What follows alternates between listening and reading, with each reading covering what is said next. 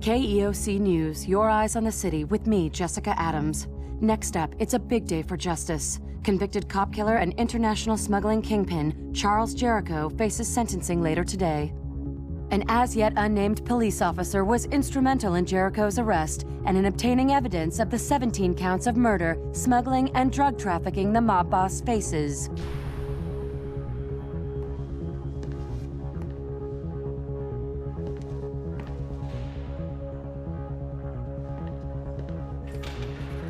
Today is a good day.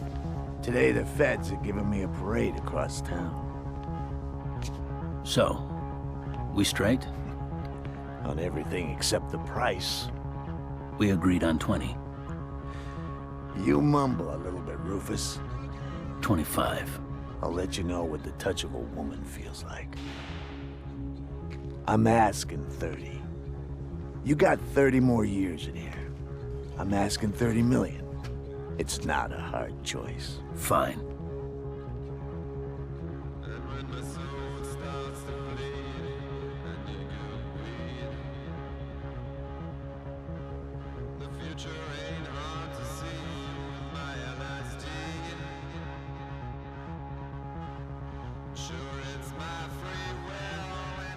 Do racing games need a good story? Of course, I have heard this question recently in connection with the new Need for Speed. Well, in the case of Need for Speed, probably not, but that should not be a standard. Luckily, there is a very good counterexample. The speech is from what you can see in the video, Driver San Francisco, where the story is not the only and greatest strength, but one by one.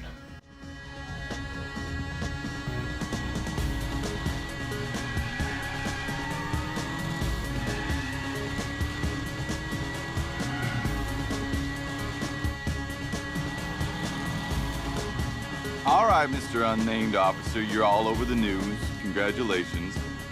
So let's hang it up for today, huh? Come on, John, what do you say, man? Jericho put a bullet in my back, and a lot of good men in the ground. I need to see this through. You're gonna have to let this go, man.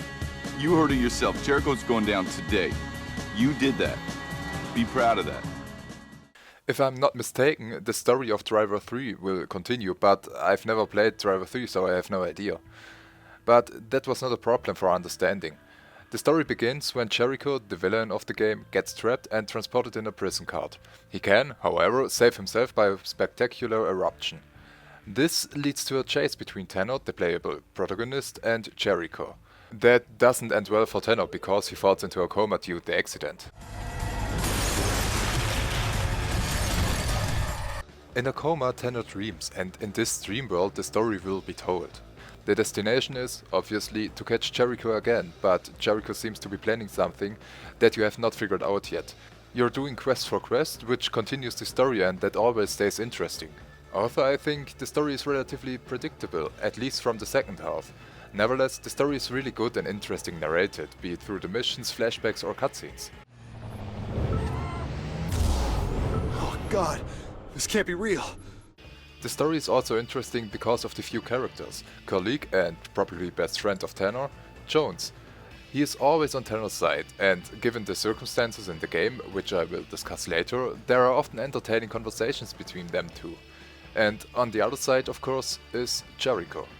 I think he could have been a really good villain, good in the sense of well worked out, a real asshole, a bad guy. This potential has been shown in some places. Sufficient games and movies have shown that the medium stands and falls with a well-made villain. And unfortunately, that is missing in Driver San Francisco. Of course, that can happen because I've never played the previous parts, and of course the characters also have more background with the other parts. And then there are a few other characters, Lila Sharan, who was involved in the eruption of Jericho and also plays a role in his plan, but she remains a bit pale though. And then there are a few others, but that would be too much of a good thing, especially because they don't have the depth that I would want. As I said, I don't know anything of the Driver series. As a kid I had played the first part, but I can't remember that so well. So I don't know all the other parts of the series. So correct me if I'm wrong, but apparently the game series was either criticized for not being a GTA, so you can't go around in the world just to change cars and stuff like that. But when it had these qualities, it was criticized as bad, and now Driver San Francisco seems to try a balancing act. that you can change the cars in a free ride, but it does not look like a bad GTA copy. And here we are with the next strength of the game. You can switch back and forth between the cars. Get out of your own car, take a bird's eye view of the city and change to another. You take over the body of the actual driver, what makes some funny situations when someone is still in the car. For example, if you face an overworked and unsafe learner whose driving instructor is a real asshole, then the task is clear, make the teacher to vomit. This feature makes it worthwhile to travel through the city and take on challenges or smaller missions. I'm billing your parents for this, Craig. This isn't funny, Craig. Let's just slow down and whoa, whoa, whoa! Great stuff. Good lesson. Now, pull over on the right here, please, Craig. There's still time on the clock, and I want my money's worth. You can also make all sorts of jokes. For example, if you have someone taken randomly and rammed a police car. If you don't want to have a chase, switch to another car and start driving. Or you watch the persecution. Or you can take a police car and join in. And during the free ride, the comments of the co-drivers are always entertaining. You meet all kinds of characters. So, I saw this psychic, and she says the Reaper's gonna get me, and soon. I saw a psychic once. She told me it was gonna be Thursday. Soon. Real funny. You just keep telling the jokes right up until a car bomb turns us into a people smoothie. But in general, this feature, switching between the cars, makes a lot of fun. I also think that the idea is great and therefore the solution to this dilemma that the other driver games had before. Of course, switching also has a lot of uses in the missions. In a race, you don't have to drive well to win. You can just take the cars out of the oncoming traffic and ram your opponents, if necessary, until they are broken. It's very convenient if the car is too bad. Or in a chase, if the opponent is too far away, you can remedy the situation.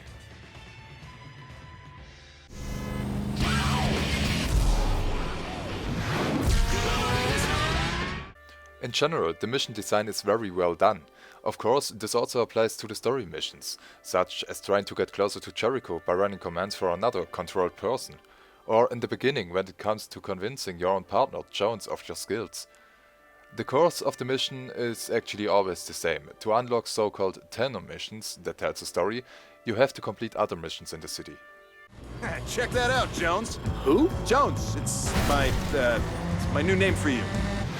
Holy crap, man. That guy's a complete maniac. I'm the complete maniac. The two most common types of missions are races or chases with the police. Either follow someone or be persecuted. The races also differ among themselves. Either you drive a classic track race, where the route is exactly specified, or you just get a destination set on the map and somehow have to get there. Of course, there are time trials and there are differences between them, but that's details. You don't have to do anything to unlock the story missions, but I would recommend to do it. Because overall, these missions are pleasantly varied. For example, if you have to flee with a prison card because criminals want to destroy it, the van is parked at the finish, you take one car after another and rams the enemy away to protect the van. Whereby, usually already a light touch is sufficient to put the opponent out of action, but this only happens in such missions. In another mission, you must bring an important witness to the goal by avoiding the main roads, otherwise the witness will be panicked or you will be persecuted, no idea. In any case, then you have to repeat the mission. Hey, easy fella, easy. We're still good. Or who doesn't know the obligatory bomb under the truck? Drive too slowly and it will be explode. Therefore, defuse bombs. In these missions, if in doubt, you will need to drive a small car under a truck while it's driving and the bomb will be defused slowly. Damn it, so close! Or another mission, an ambitious television crew consisting of a cameraman and the driver wants to bring a series to the craziest traffic situations of everyday life on television, so you can help them too a little bit. I could go on like this for a while, but I think it has become clear. The game is very varied. There's a background story for every city mission, and some consist of several parts. As an example, these two young students. First, you're going to do a race for them. That is no problem. But you meet the two more than once. Also more than twice. Okay, we won. Now we retire. Just enjoy it. End of racing. Go to college. Oh, why do I bother? Or these two policemen. In the beginning you destroy on your own fake medicine. Well, that has consequences as you will see later, but I don't want to anticipate everything.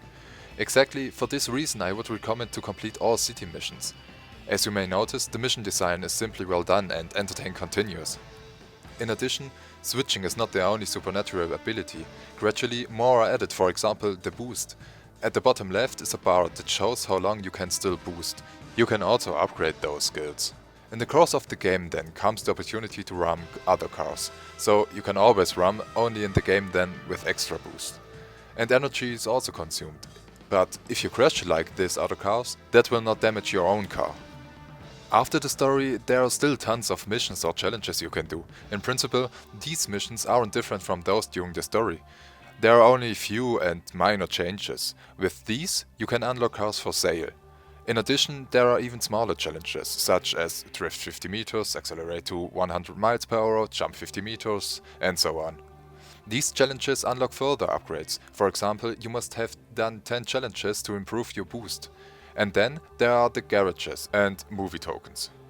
If you buy garages, you can buy and switch to another car, but also unlock more specific races or missions, especially in terms of great cars, empty city and more.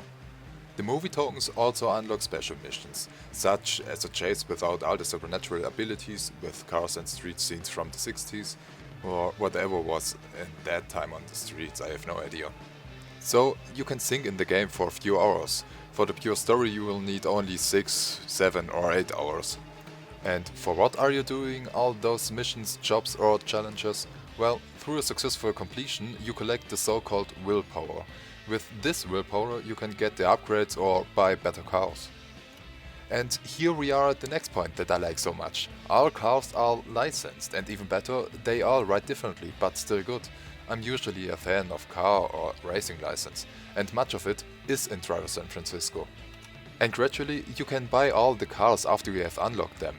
In today's games with licensed cars, it is often the case that the cars have no damage model. As a prime example, you can highlight the new Need for Speed.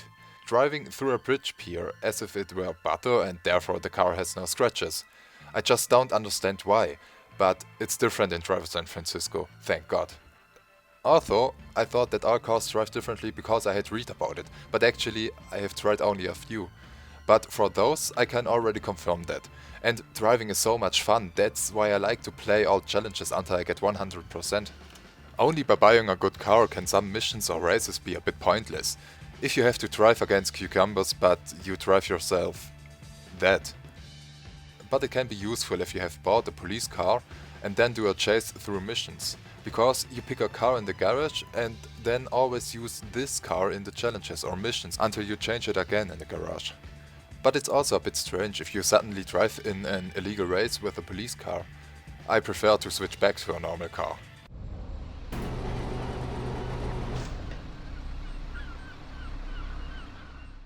Where in some missions the choice of the car is given. For example, you have to bring back stolen cars in a certain time to the police. As a result, you sometimes drive untypical cars, which brings additional variety with it. What else is there to highlight? Actually, only the music, in most cases. There's nothing more to say about this point. But that brings us to some rather illogical things. Sure, the whole game world itself is utterly illogical, but that's not the point. Tanner doesn't know that he is in a coma. He thinks he got away with the truck quite well in the accident. Where he has suddenly these skills from, he can't explain, but it's discussed. Hey, Tanner, talk to me. I've got nothing to say. Oh, bull. Whatever happened back there, it freaked you out. And it freaked you out with that freaky hoodoo you got going on, then I'm pretty freaked out too, man. What if I am losing it, Jones? What if this is all in my head? The point that bothers me is that Tanner is a cop who wants to do something good for the world and the people. And he does that in individual missions outside the story. But in races or chases, he takes over other people in case of doubt and rams their opponents with them and their cars to stop them.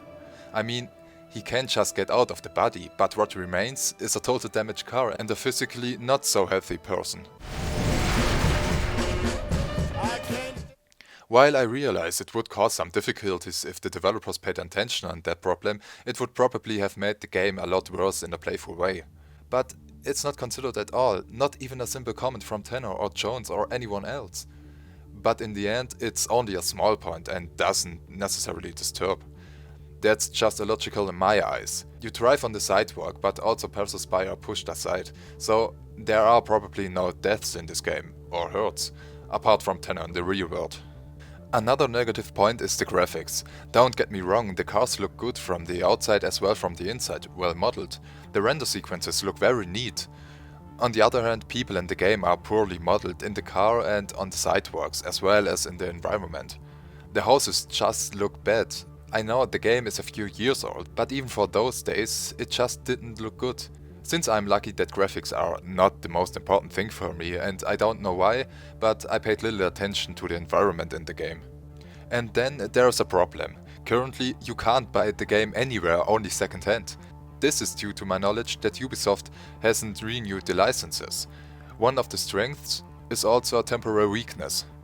What a pity, because the game is, and hopefully this has become clear in this video, really good.